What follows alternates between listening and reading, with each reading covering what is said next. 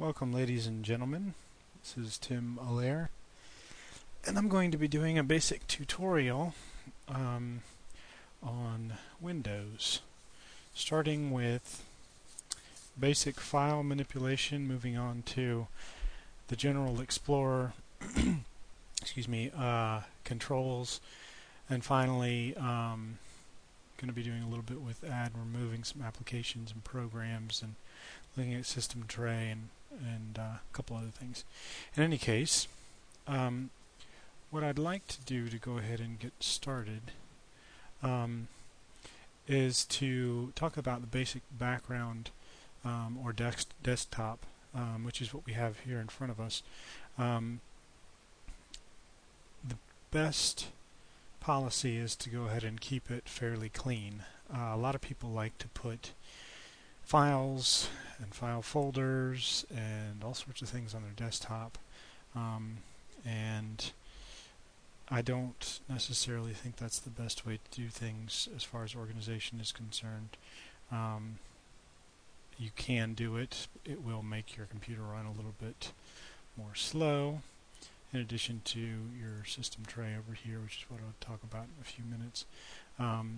And basically those are systems that are running at all times, and if you clutter this up, or you have a bunch of items running on your system tray, you will slow things down by quite a bit, because it processes those things almost instantaneously as soon as you add them to your applications. In any case, we'll go ahead and start with the start menu. This basic start menu recalls whatever it is that whatever application and or file that you have running and or were running previously in this little tray. And I think that the top of this tray is all applications, and the bottom can be anything from an application to a file. Over here on this side, and this is particular for XP, I can't exactly remember some of the older versions whether they have the exact same thing, but they have a similar setup. I know for Windows 95 and I think 98, my computer is obviously a big one, because this is kind of the heart of where you have access to a lot of information, and basic users that can be set up from installation can have general file folders, in which case it's stored as my documents. I have a particular, I've got a wife and 2 kids, and have a few extra things and a few extra users, but nonetheless, things are still here. Basically, your local disk or C is file storage for your hard drive.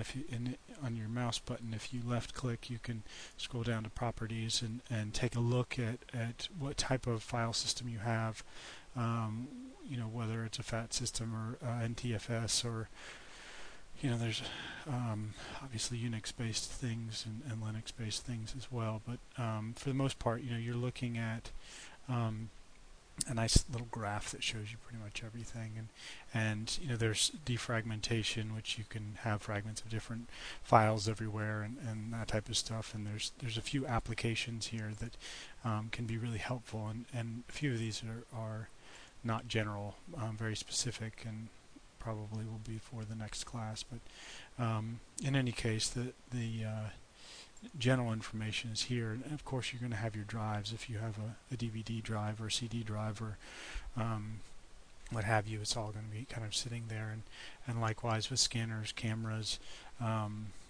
printers, what have you. This is where you're going to find a lot of your information. One of the neat things about XP is that you've got this nice setup on 2 different sides. Usually they split it into 2, and there's ways to change that through a classic setting and more of a modern version.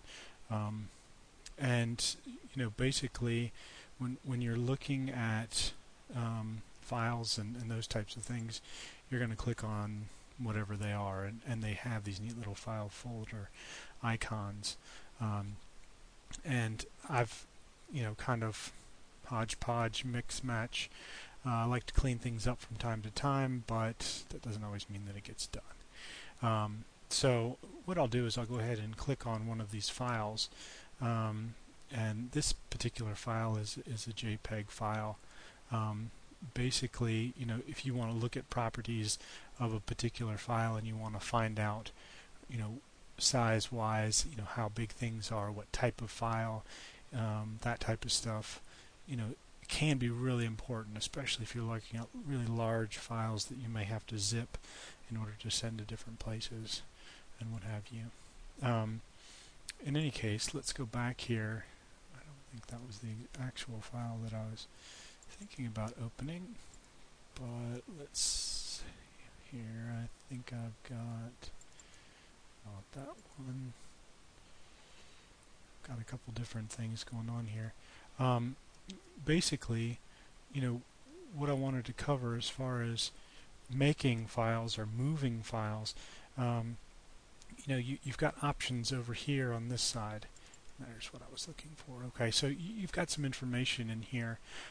Say that that the name of this particular file folder is 130.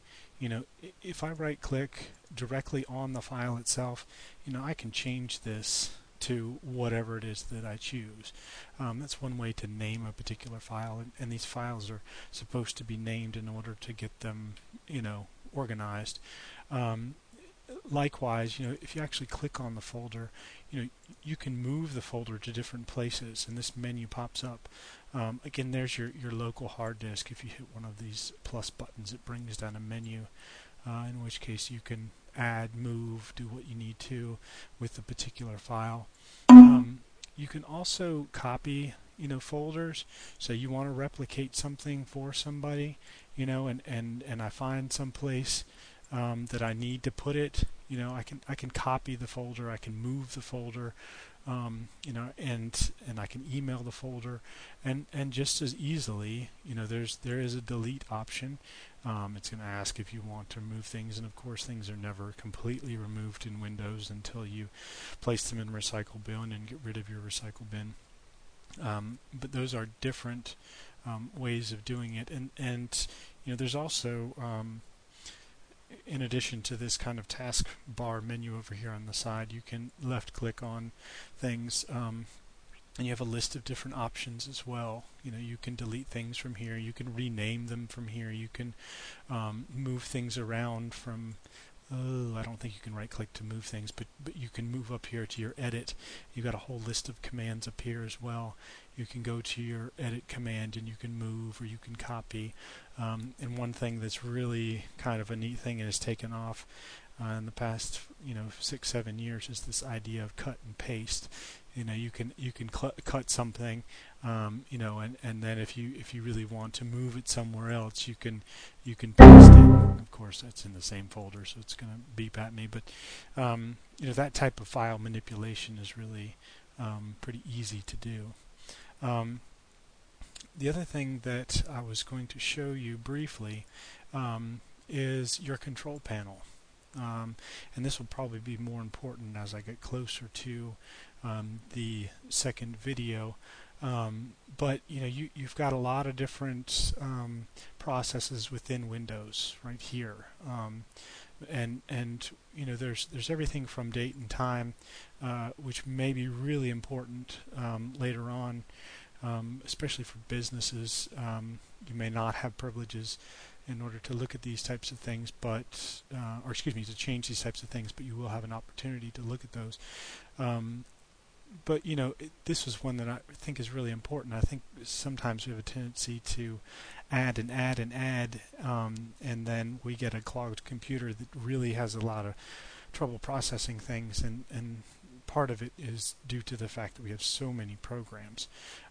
Here's your control program. There are lots of things that we can get rid of. I mean, there's always lots of things that I need to get rid of as well.